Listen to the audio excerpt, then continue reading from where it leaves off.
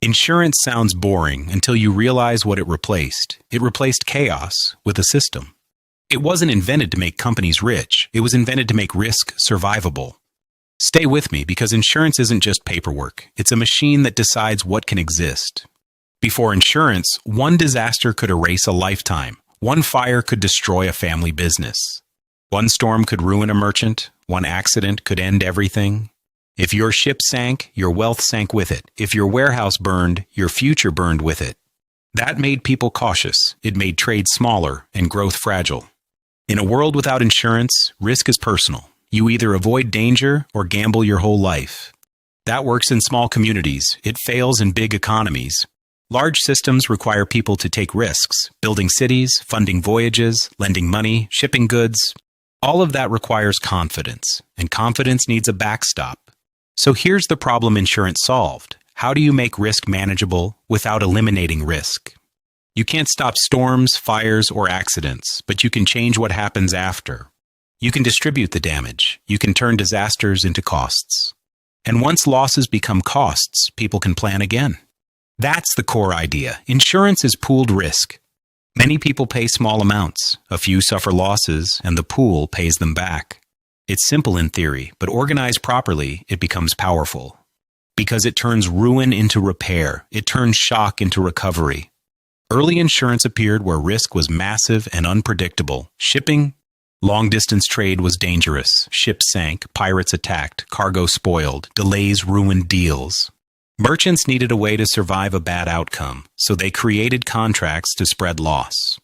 That was the beginning of insurance logic, not feelings, math. This is why marine insurance mattered. It didn't just protect merchants, it expanded trade. If one storm won't destroy you, you ship more. If losses are capped, investors fund more voyages. Insurance turns fear into participation. It converts risk into something people can price. And once you can price risk, you can scale. Now, once insurance exists, a second upgrade appears. Underwriting. Underwriting asks a brutal question. How likely is the loss? And how big will it be? So, insurers start collecting information. Routes, seasons, ship quality, crew experience, cargo type. Insurance becomes a data business because data makes risk predictable. This is one reason insurance actually worked. It punished reckless behavior.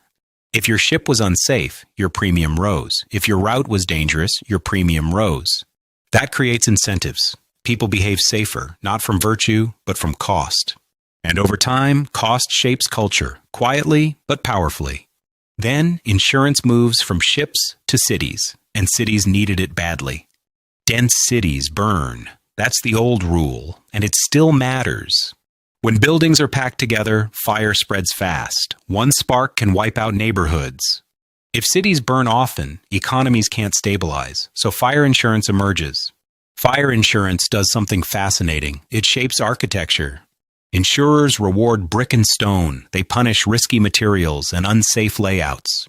Over time, insurance helps push building codes. It pushes standards. It pushes engineered safety.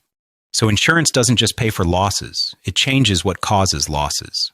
Notice the pattern. Insurance makes risk visible. Then it makes risk measurable. And once risk is measurable, governments and businesses can manage it.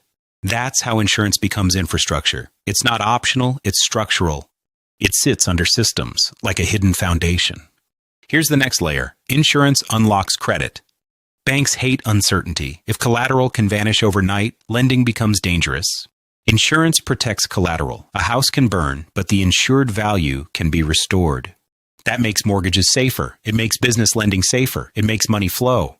This is why insurance sits under modern capitalism. Trade expands because shipments can be insured. Cities grow because buildings can be insured. Loans grow because assets can be insured. And when loans grow, economies accelerate because growth runs on confidence. Confidence runs on protection. Protection runs on systems. Now let's talk about a power most people don't notice. Insurance can block reality. If insurers refuse coverage, projects stall. If coverage is too expensive, projects don't happen. So insurers become gatekeepers. They influence what gets built, shipped, and approved. And they do it quietly because it looks like math. Insurance feels neutral. Premiums feel objective. But pricing always contains judgment. It reflects priorities, assumptions, and incentives. Insurance doesn't just measure society, it shapes behavior at scale. And when it shapes behavior, it becomes a control system. Here's why it becomes control. Insurance requires standards. What counts as a loss? What counts as negligence? What counts as fraud? It requires documentation, proof of ownership, proof of value, proof of damage. So insurance pulls society into paperwork. It makes life legible to institutions. And once records exist, enforcement follows. Claims adjusters, audits, investigations. Fraud becomes a constant battle. Wherever money flows, people try to game the system. So insurance creates its own policing. Not always fair, not always perfect, but persistent. That persistence is part of why it works. Now here's the biggest reason insurance works. Scale. One fire is random. 10,000 fires create statistics. Statistics allow pricing. Pricing allows sustainability. Sustainability keeps the system alive. Insurance is a machine that turns randomness into averages. That's the secret engine. But there's a trade-off. Insurance can create moral hazard. If people feel protected, they may act more carelessly. Safety can weaken when consequences feel distant. That means insurance solves one problem while creating another. So the system has to correct for that. Deductibles, exclusions, inspections, higher premiums. In other words, insurance is never just protection. It is discipline disguised as help. It cushions risk, but also reshapes decisions. And this is why insurance spread so widely. It was useful almost everywhere. Ships needed it, homes needed it, factories needed it, lives needed it. Once industrial society grows, insurance grows with it. Machines break, workers get injured, supply chains fail, new forms of risk appear. Every new system creates new exposure. Insurance follows behind, translating danger into price. That makes insurance adaptive. It keeps expanding as society becomes more complex. Eventually, it reaches health, automobiles, liability, and entire corporations. By that point, insurance is no longer a niche tool. It becomes part of daily life. You insure your car, your home, your business, your cargo, your health, your future. And most people stop noticing how strange that really is. Because what insurance really says is this: we accept that disaster will happen.